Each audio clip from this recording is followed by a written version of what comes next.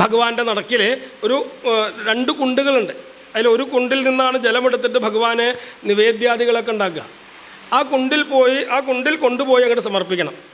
എന്തിലാണോ നമ്മൾ കൊണ്ടുവന്നത് അത് ഉൾപ്പെടെ. അപ്പോൾ എന്നിട്ട് അവിടെ നിൽക്കുന്ന ആരെങ്കിലും പൂവാ എന്ന് വിളിക്കും.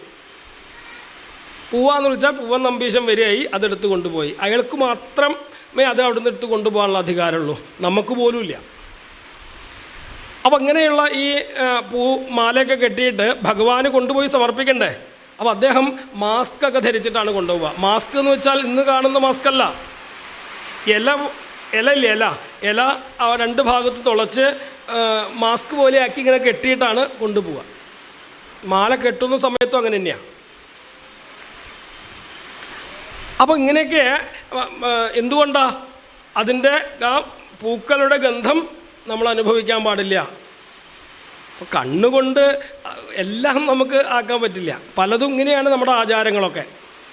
ഇവിടെ ഈ അംഗമഹാരാജാവ് ആ ഘ്രാണിച്ചത് കൊണ്ടെന്തായി? അതിൻ്റെ സ്വാദ് മുഴുവൻ അദ്ദേഹം അനുഭവിച്ചു.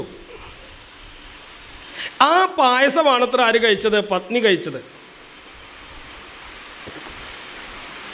പത്നി കഴിച്ചു. പത്നി ക്രമേണ ഗർഭിണിയായിട്ട് തീർന്നു. ഒരു ഉണ്ണി ഉണ്ടായി.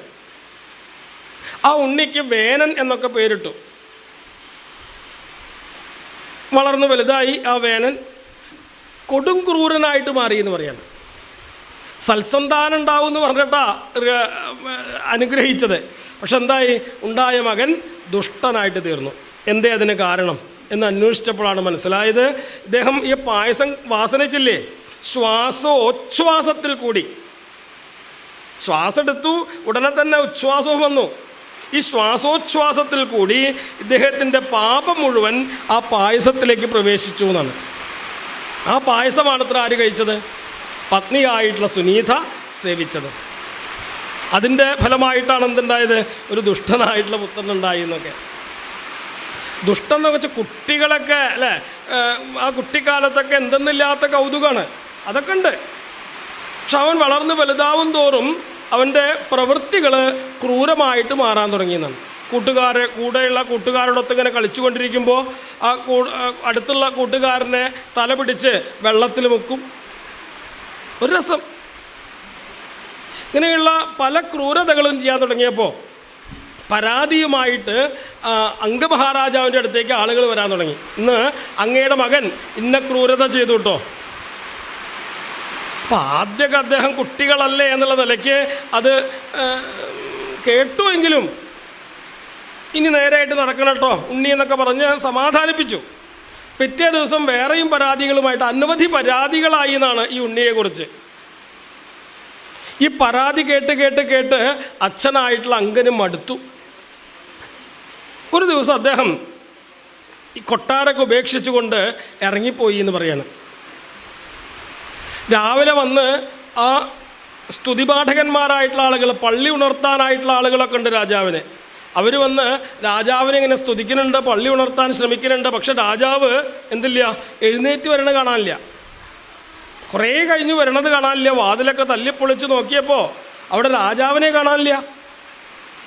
ആ കൊട്ടാരത്തിൽ അവിടെ ഇവിടെയൊക്കെ നോക്കി രാജാവിനെ കാണാനില്ല. ഒരു എഴുത്ത് കിട്ടി എന്ന് പറയാണ്.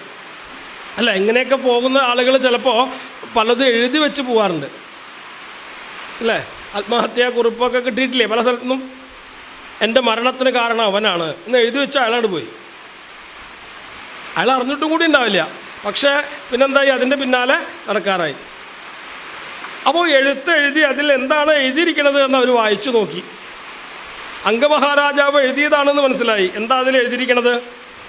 കദപത്യം വരം മന്യേ സദപത്യാച്യുതാംബദാത്. ഇതാണ് അതിൽ എഴുതിയിരിക്കുന്നത്. കദപത്യം വരം എന്നാണ്. വരം എന്ന് വെച്ചാൽ ശ്രേഷ്ഠ എന്നർത്ഥം. ഈ ലോകത്തിലുള്ള ആളുകൾക്ക് മുഴുവൻ ദുഷ്ടന്മാരായിട്ടുള്ള പുത്രന്മാരുണ്ടാവട്ടെ, അതാണ് ഏറ്റവും ശ്രേഷ്ഠം എന്ന്. ഈ ദുഷ്ടന്മാരായിട്ടുള്ള പുത്രന്മാരുണ്ടായ എങ്ങനെ ശ്രേഷ്ഠമായിട്ട് മാറണത്?